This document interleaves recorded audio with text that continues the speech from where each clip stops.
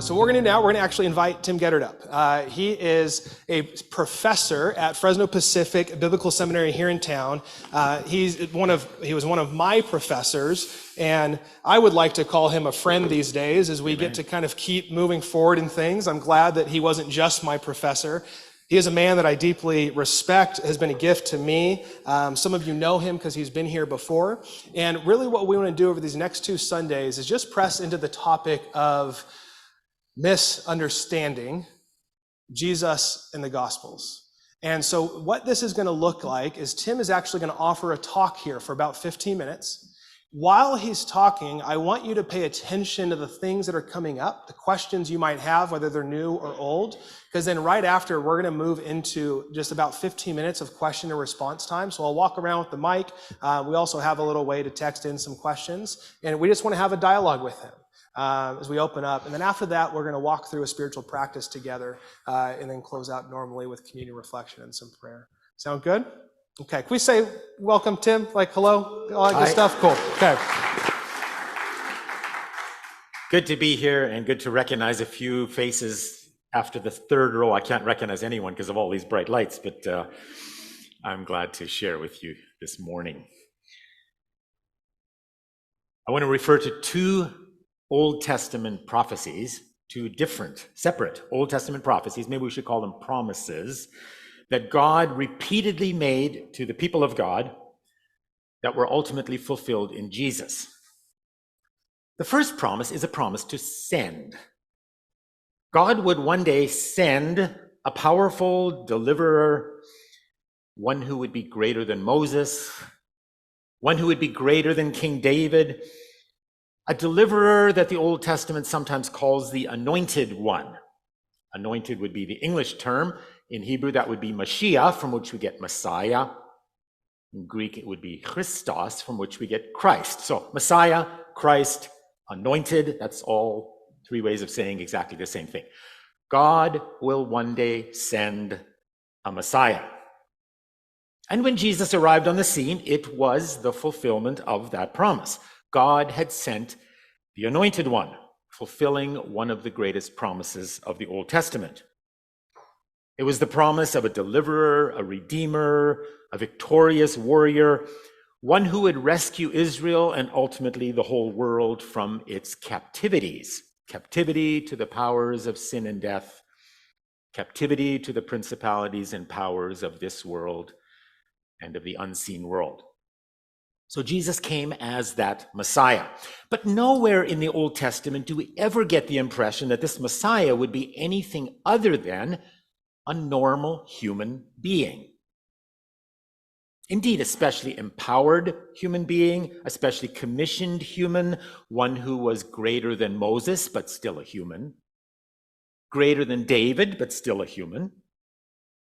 In other words, the Old Testament never promises a divine Messiah. It promises a human Messiah. And the faithful church has always confessed Jesus is fully human. But I said there would be 2 promises. The other one was the promise that God would show up. Not send someone, but show up in person. Now, we sometimes talk about God sightings, about special things that happen in our lives, and we become aware that God is active and present with us, and we say, God showed up. But what if God really did show up, like there, present, visibly, tangibly, present in person? Well, that's what God promised to do. For example, we read in the prophets, "Sing for joy and be glad, for I am coming, and I will dwell in their midst, declares the Lord."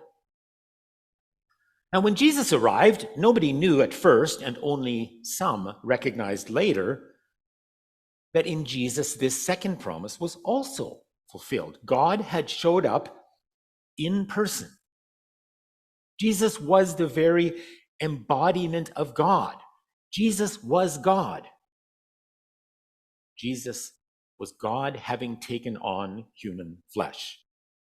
The promise fulfilled that God would live visibly, physically tangibly among God's people. So Jesus was and is divine, the fulfillment of that second great promise. So two separate promises. Nobody ever combined them in the Old Testament. The first, that God would send a Messiah. And Jesus, the fully human Jesus, fulfills the promise. The second, that God would show up in person. And Jesus, the divine Jesus, fulfills the promise. Now that's the mystery and the paradox at the center of the Christian faith. That Jesus is somehow mysteriously both fully human and fully divine. Not half human, half divine, not sometimes human, sometimes divine. Fully human, fully divine, Son of Man and Son of God, the one who restores our relationship with God, but also the God with whom relationships are restored. And we confess that this Jesus is the center of our faith. This human Jesus, experiencing all sorts of human limitations as we all do. This divine Jesus, existing from all eternity as the second person of the Trinity, creator of heaven and earth and worthy of all honor and worship as God. This mystery we call the Incarnation. God becoming a human person, uniting forever divinity and humanity. So why was it that so many people in Jesus' day didn't accept him in either or both of the ways in which the promises were fulfilled? Why didn't they accept him as the Messiah? Why didn't they recognize him as God in the flesh? Some did, of course, but many didn't. Now, I'm sure there would be many different answers we could give to that question, but I'm going to suggest a few. I think the primary reason they didn't accept Jesus as that was their preconceived notions. They had their own ideas about how each of these promises would be fulfilled and what would happen when they were. In our conversation time, if you wish, I can spend a bit of time recounting some of those wrong expectations. The wrong expectations of the Essenes and the Pharisees and the Zealots. But for all the differences between these three groups, they had a lot of things in common. They all assumed the Messiah would show up and support their own personal and often selfish agendas, preconceived notions. He would come and support their vision of the world, for after all, their vision was surely God's vision, and anyone who didn't share it wasn't welcome in their world. Their preconceived notions of what a Messiah would do, of what God would be like when God showed up in person, in the end blinded their eyes to the wonderful world-changing good news that Jesus brought, that he inaugurated with his teaching and his self-giving life and his self-sacrificial death and resurrection. Their self-serving agendas blinded them to recognizing who God really is and how God wants to invade the world that he loves. So preconceived notions. But secondly, they also had in common the belief that when the coming one, or ones, would show up, then all their problems would disappear once and for all.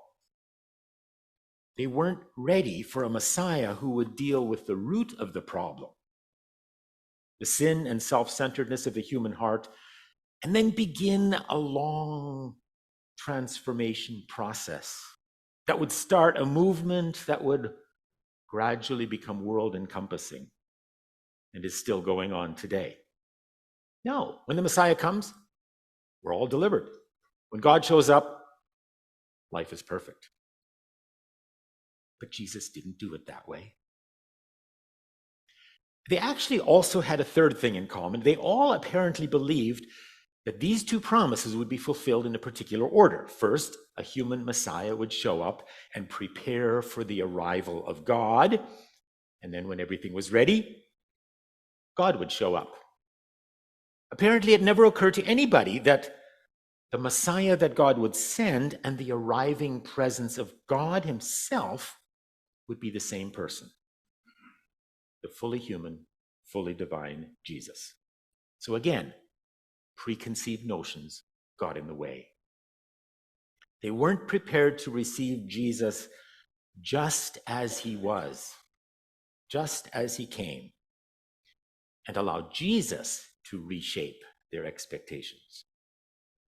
So when Jesus shows up as the fulfillment of both of God's great promises and begins to turn the world and its values upside down, one encounter at a time, one miracle at a time, one parable at a time, well, that just didn't fit with their expectations, and they just didn't connect the dots. In Jesus, all God's promises are fulfilled. Ultimately, just not all at once. The Great Restoration Project was inaugurated, but it is still ongoing, and one day it will be completed by this same Jesus, this human divine Jesus, when he comes again to finish the Messiah's work of deliverance and to live physically, tangibly, visibly among the redeemed people of God forever. That is the mystery of who Jesus is. So what does all that have to do with you and me? A lot of things. And we want to converse together about some of them, but to prime the pump, just a couple of suggestions. First, be careful about preconceived notions. Let Jesus be who Jesus will be. If we think we have Jesus all figured out, we just might miss the times when he shows up. Never give up hope. Even when the fulfillment comes more slowly than we wish, God plays the long game. God prepared millennia for Jesus' arrival. And now, as it has turned out, God has been working out the implications of that coming for 2 millennia more. It's a long game, but God's plan is straining toward its fulfillment. And thirdly, be encouraged and challenged by Paul's word to the Romans when he says, our salvation is nearer than when we first believed, or to read it in another translation with its context. Make sure that you don't get so absorbed and exhausted in taking care of all your day-by-day obligations that you lose track of the time and doze off, oblivious to God. The night is about over. The dawn is about to break. Be up and awake to what God is doing. God is putting the finishing touches on the salvation work he began when we first believed. Amen.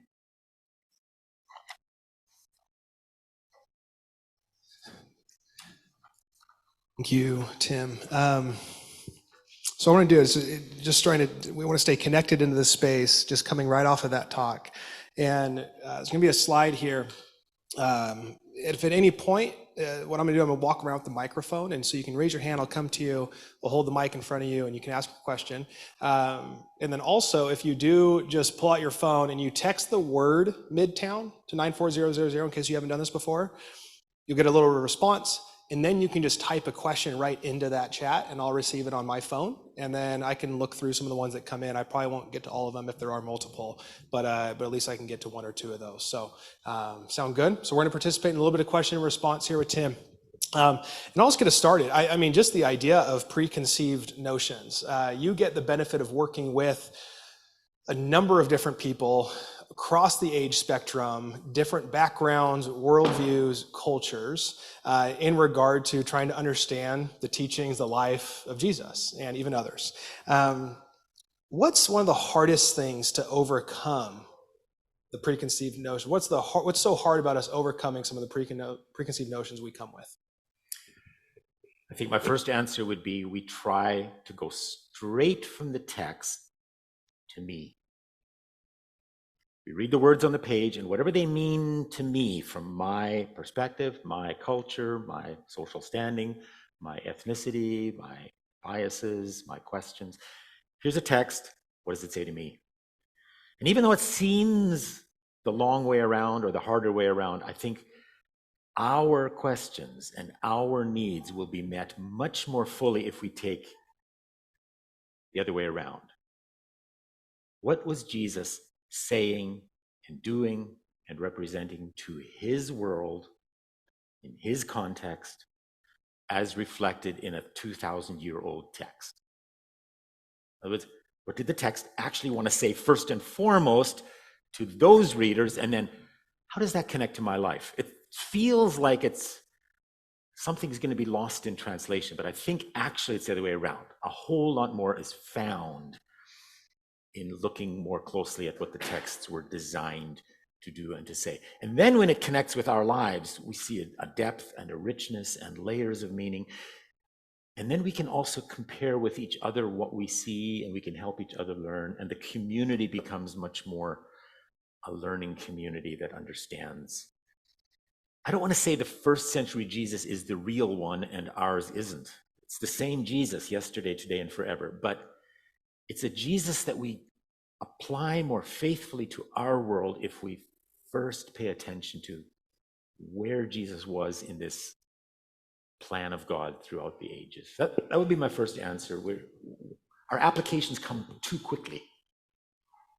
We want to get there, but we don't want to bypass all the important things that happen along the way. So in line with that, I'm going to read from a text and then I'll look for a hand. But yeah, with that, how do we actually foster intellectual humility in our faith? So it sounds like that even right there takes humility. Yeah, I spent a whole lifetime trying to gain some of that. I think when I was the age of most of you, and a little younger even than most of you, I pretty much thought it was my job to have Jesus completely figured out so that I could spend the rest of my life convincing everybody else that that's what Jesus is really like. And the learning posture must go on and on and on, and learn from diverse people, and learn through diverse experiences, and learn by going back to the texts. If we don't have any humility, it's a sin problem. It's a personal problem. To gain that humility, we need to be open to others. We need to be open to the Spirit of God. We need to just recognize that we haven't got it all figured out. Next week we'll talk about the Gospels, but even the diverse presentations of of Jesus in the four Gospels should be blazingly obvious to us that there isn't just one way to see Jesus. There's multiple perspectives to who Jesus is that we need to keep on learning from. So I don't claim to have learned what I need in that field, but I sure want to keep on trying. That's good. Thank you, Tim. One hand. Do we have one? Anybody want to ask a question to the mic? Good morning. So the concept of this prophecy from the Old Testament being separated from Jesus or the Messiah coming as this fulfillment of God and man being separated. I'm just curious of what some of the Old Testament scriptures are to show that separation. Yeah. Okay, so for example, a bit of a puzzling text in Malachi, right at the end of Malachi, it's the last book of the Old Testament, the way we order the books, talks about the messenger in the order of Elijah is going to show up before the great and terrible day of the Lord. And that was understood as a preparer comes and then God shows up. So how is this fulfilled? Well, in Jesus' ministry, it's very clear that John the Baptist is the preparer. And then Jesus shows up, except Jesus is also the preparer for the final coming of God. And what they never really saw was that there's this sort of timeline that they imagine. There's this world in which we now live, and then there's the one great event that separates it from eternity, and then everything is like all or nothing, once and for all. That sort of attitude comes from the fact that there's just one great dividing line between this world and the age to come. But when Jesus came, it did this. this old age of sin and death still kept right on being real and present. But the new age, I should try to do it this way because it's pointing that way, is already inaugurated by Jesus. So on the one hand, John prepares for Jesus. On the other hand, Jesus prepares for the final coming of God, the end of the age. So the multiple prophecies, they weren't fulfilled in a really straightforward, linear way. They were sort of partly fulfilled, and then there was yet more to come. I don't want to take too much time, but let me tell you about what I thought was the very worst Sunday school class I ever attended. I was visiting speaker in a church, and in those days, I still made the mistake of going to Sunday school when I was a visiting speaker in a different church. And I've learned my lesson, because then they all think that you're the one who's supposed to figure out whether they're giving the truth or not the truth and all that kind of stuff. And I just gave up on it. I kept my mouth shut through that Sunday school class, but it went basically like this. I'll oversimplify it. The Pharisees in Jesus' day didn't recognize Jesus. And the reason was they didn't figure out all the Old Testament prophecies. If only they had read their Old Testament carefully, they would have seen that Jesus would be born in Bethlehem, and Jesus would do this, and Jesus would be born of a virgin, and Jesus would do this, and this, and this, and this, and this, and this. I mean, the whole life of Jesus is laid out so clearly in the Old Testament, they just must never have read their Old Testament properly. If only they had, they would have recognized that he was the one. Therefore, let's spend the rest of our lives reading the book of Revelation so that we don't make the same mistake. And now we will know what's going to happen first, and the next, and next, and next, and next, and next. And the river Euphrates will dry up, and then the demons will come out of the desert, and then the grasshoppers from China are going to invade the United States. And we get all these so that we don't miss it. And I'm sitting there thinking, the Pharisees had a lot of mistakes, but one of them wasn't that they didn't read their Old Testament. They knew that thing from memory better than this Sunday school teacher did by far. We don't recognize Jesus by figuring out in advance everything that is going to happen when he shows up. And then he shows up, oh yeah, look at that, it's blazing obvious. It's way different than that. It's, what is God up to? What is God promising is going to happen? And this person is claiming to be that fulfillment. Well, let's see what he offers. And that will allow us to rethink everything we ever thought we knew. And I think that's totally relevant to our lives. If you're in a difficult situation, you don't know which way to turn, and you say, Jesus, please show up. Jesus will show up, but please don't say, because I know that when you show up, then this is going to happen, and this is going to happen, and you're going to do this to this person, and you're going to tell this person to change their mind about this. And if we figure out how Jesus is going to show up, then he might show up and we won't notice it, because his agenda just might be a little bit different than our preconceived notions. So I think that was so relevant to what was going on in the first coming of Jesus. And I mean, I'm not really afraid that Jesus' second coming will happen and we won't notice because we have wrong ideas. I think it's going to be a coming that we will all recognize, but I'm pretty sure it's not going to be like anybody's figured out in advance. How do we make sense of the inherent subjectivity of hermeneutics? And you can explain that. If we all have our own lens of reading Scripture, how can we arrive on and agree about scriptural truth? Okay, first of all, I'm not optimistic that we will all arrive fully in agreement on scriptural truth. I think I had a professor once who said, when everybody agrees, then I start getting nervous, because then there's nobody challenging anymore. So I think it's a constant learning, and will probably be a continuous learning and growing and changing forever and ever till Jesus comes back. But a degree of common understanding of who Jesus isn't going to happen because everybody has their own private vision and then somebody negotiates the common points. It's going to be because we're in dialogue with each other and we're learning from each other and we're realizing that my vision isn't the whole vision. And sometimes it'll even happen because I have a vision and it just doesn't work out in life. And the Spirit needs to open my eyes to say, yeah, you didn't have the whole thing figured out. So I think there's multiple factors that can lead, for example, a body of believers like this to a common understanding of who Jesus is and the mission of Jesus and the implications for our life together and for our mission in the city. But it's going to be an ongoing learning process in which there'll be give and take and push and pull and learning and changing. And so I'm not optimistic that it'll. But I think that part of the question was, how do we overcome our subjectivity? Well, part of it is by listening to somebody else's subjectivity and not just our own. Somebody said objectivity is agreement of everybody in the room.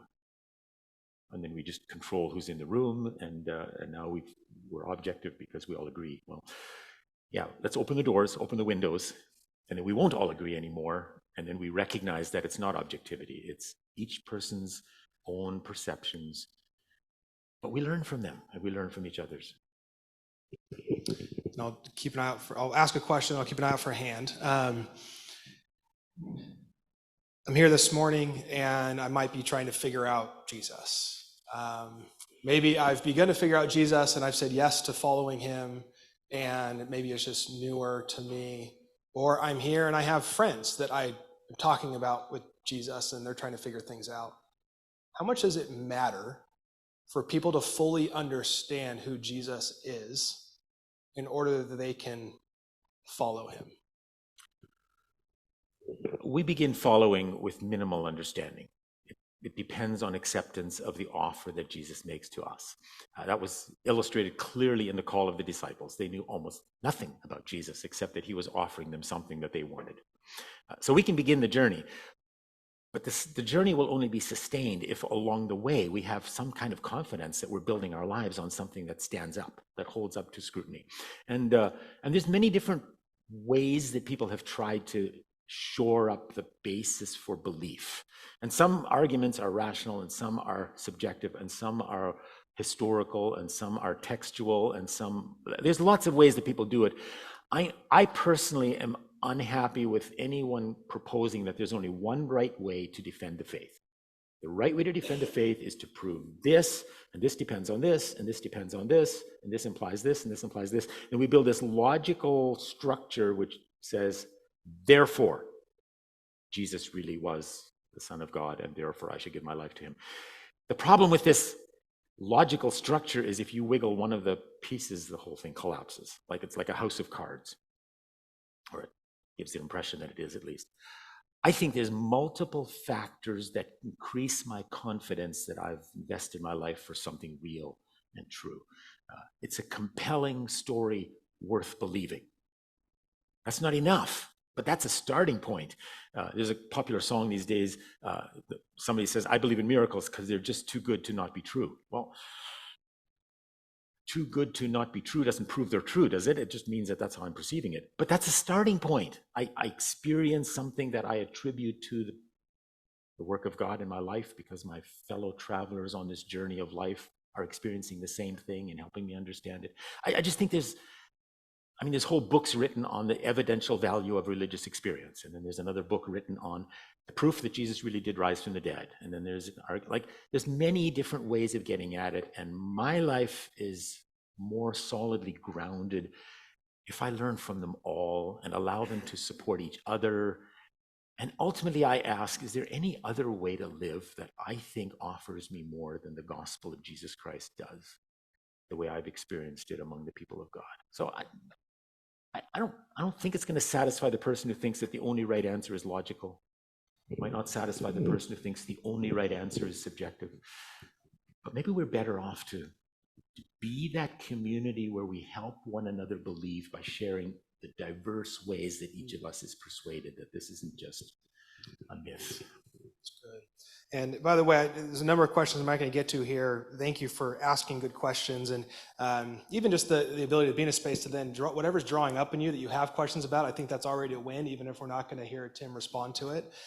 So I'm going to end us, I think, with this one. How does socioeconomic status impact people's ability to learn about the first century context of scriptures? And what does that mean for them? Okay, Joel Green wrote a commentary on the Gospel of Luke. Fabulous commentary. It's about 20 years older already. It's still the best one around. Joel Green was living in Oakland at the time. He had an office window. When he looked out of his office window, he saw the homeless people on the street. That was the location of his commentary writing. He writes a commentary on Luke, which of all four Gospels is clearly the one that most transparently sticks up for the outsider. Recovery of sight for the blind, deliverance for the captives, hope for the hopeless, inclusion for the ones on the margins. And he says, I did all my academic work. I would go to the library, I would read about Luke, and I'd read the history of the first century, and I'd read the culture of the first century. But then I looked out my window and said, what does all of this have to do with the world in which I live? And he wrote a fabulous commentary precisely because his social location intersected with the real world in which he found himself. I used that commentary in teaching the Gospel of Luke, and one year I assigned to the students, you need to do some sort of a ministry project, something that gets you in touch with the real world, that takes this powerful, radical message of Luke into the real world. And one of my students said, okay, I do a lot of traveling on Fresno City buses. I'm going to just decide that from now on, I'm going to read the Gospel of Luke through every time I'm sitting on a city bus. I haven't traveled much on city buses. Maybe that's to my shame. But apparently when you travel on city buses, you don't meet exactly the same clientele as when you check in first class at the airport. So you're in touch with a different segment of society. And he said it was life transforming.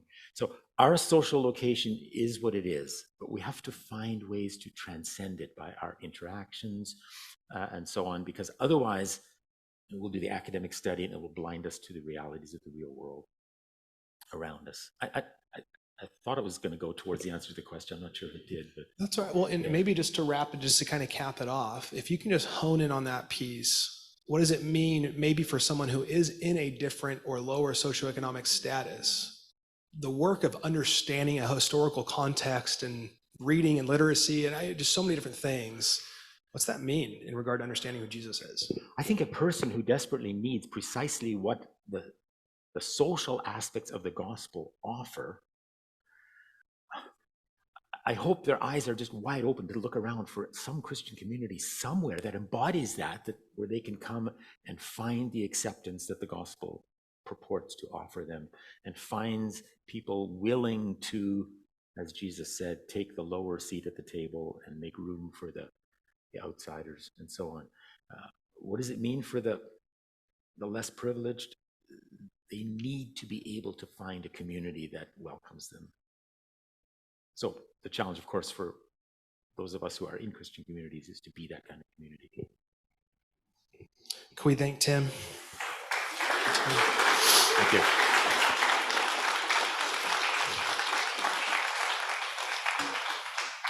Thank you. Thank you. So what we're going to do now, I'm going to give some instruction. Andrew is going to pass out and ask for some help. He's tapping Denise. Denise is going to help also.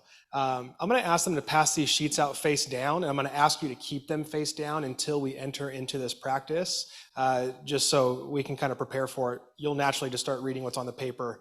So just keep it face down, and then I'll ask us all to turn it over at the same time. But what I want us to do is actually enter into, hopefully, a practice that we can take on that is inviting God to actually uncover some of the things that are inside of us in regard to how we understand who God is, and expose them so that we know a little bit more about what actually, maybe these preconceived notions that we could have that we don't know are there. Scott McKnight is a theologian and an author, and he's been teaching for years, and at the end of one of his classes, he always hands out a survey to the students. And the first 25 questions are about them describing Jesus. Some of the attributes of him, his characteristics, his personality traits, and they kind of go through and check off boxes of who they think Jesus is. And then the second half of the survey is actually questions about themselves, worded differently, but they're describing who they are, the way they see things, the way they feel things, their temperaments, their personalities. And he says almost every single time, very rarely, does anybody not describe Jesus the same way they describe themselves. That they are marking off, here's who I think Jesus is. Here's who I think I am. And they're almost exactly the same. What is that? Is it that we've been made in God's image, or is the temptation for us to make God in our image? I know which one's more comfortable. I know which one I would probably prefer, because then it keeps me at the center of the world, and life can kind of stay in control and I don't have to do the work. But if we sit with that this morning, how limiting is that? How much am I missing out on of the story that God is inviting me into? if I simply over and over again just see God the way I think I see myself. And so for thousands of years, the scriptures have been a way to look into a mirror that's held up in front of us to draw out the things that could be barriers between who God wants us to be, who he is, and who he's calling us to be. And so what we're going to do is just have a few passages in front of us here in a second. What I want you to do is we're just going to read through them on your own, on your sheet of paper, and you're going to narrow down to one after you read each one. And you're simply just going to kind of then, from here on, I'm going to ask them a few guiding questions. I'm actually going to invite at least one or two of you up just to strum in the back, and then we'll move into a song. But just some nice, easy, guided questions that is inviting in the Spirit of God to speak to you while reading these verses. And we'll see if we can get nudged just a little bit, okay? So in a few seconds, I'm going to ask you to flip over your paper, and you're simply just going to spend a minute just reading. Then I'll walk us through an exercise. I just want to pause and just invite God specifically into this. So Father, we just pause any of the thinking that we've been doing or nuancing or trying to figure anything out. May we just slow down. And may we just be willing to be open to how you want to speak to us. That is most often different than how we already think. That's different than how we already view the world. That is different than how we already view people. I think it's in that we can best actually join you in the redemption and the reconciliation of the world which you love dearly. So may you just come and speak to us in this time through your word. So why don't we go ahead and turn over our papers, take a moment to read through.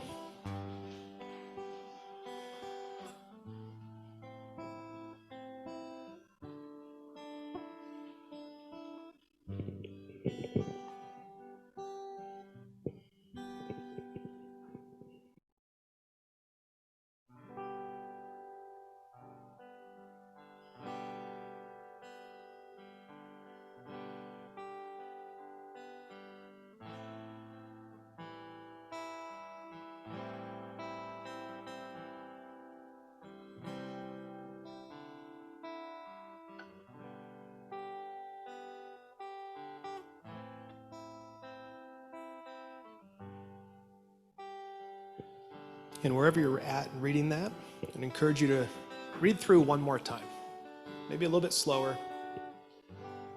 This time asking God to highlight which passage is sticking out to you, even if you don't know why.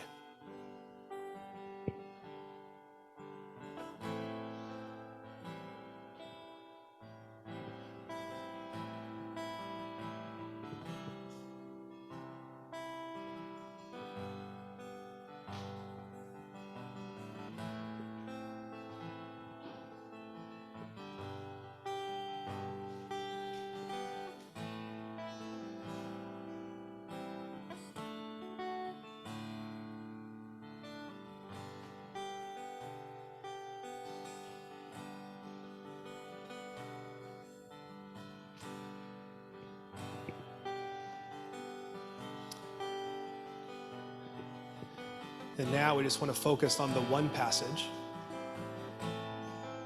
doing your best to push aside the other two. Reading just that passage slowly. What words or phrases are grabbing you?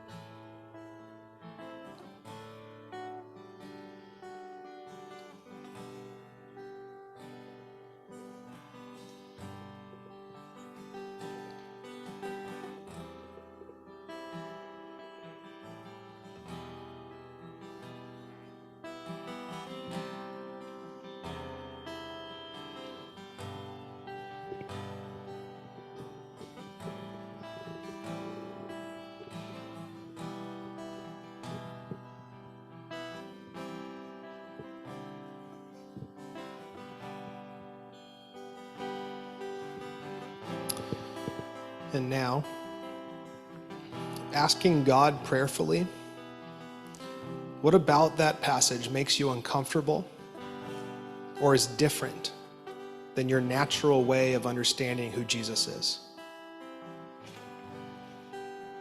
And why might that be?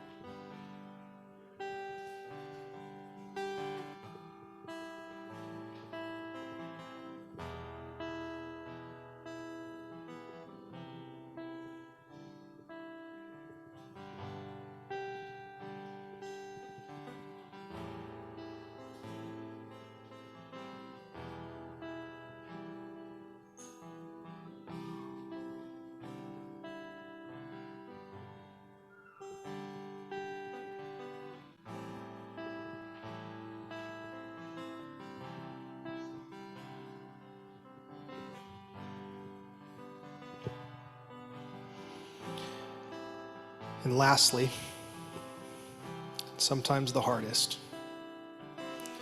what might God be inviting you to do from here that feels against your natural way of thinking or behaving, yet it would be a benefit or to the benefit of someone else?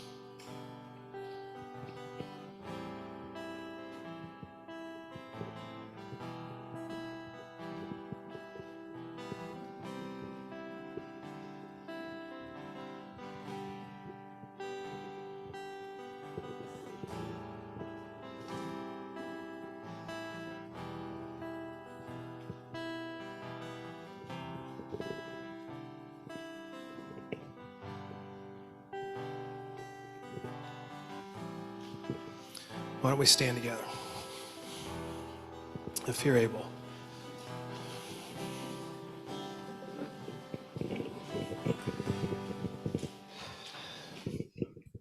So as we close out our time together, I pray that God spoke to you this morning. I do. Prayed all week. And I also want to say, sometimes we don't feel like He did. And that's okay.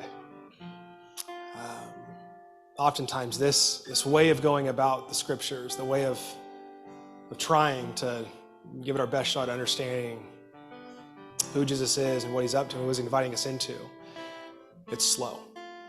It's a process. It takes time. And reading the scriptures in this way, just having questions that help us think outside of maybe the way that we would, can oftentimes be like sitting down with someone different than us and hearing their story. So I pray at minimum that you be encouraged this morning to press into the misunderstanding of Jesus. Because if we don't actually take the attempts to misunderstand, I don't know if we actually could ever understand. May grace just meet us in that journey. So we're gonna sing another song. Tables of communion are open on both sides, and I just want to encourage you during this time, for about a handful more minutes, go and receive communion. And maybe this morning is the posture of Jesus said to do this in remembrance of Him, to take the cracker which represents His broken body, to take the wine or the juice that represents the blood that was shed for us, all in the pursuit of us, motivated by His love. May today actually be a moment to say, Jesus, I come before this, doing this, not actually knowing why, not knowing how, not knowing who. May you show me. May I be open to you showing me. May I create the space for you to show me. So may it actually be a morning of confession to say, I don't understand, help me. And the things I do understand, may you help me to see them beyond my understanding. So there's an invitation there. I'll come back up in a few minutes and invite us into prayer as we close out.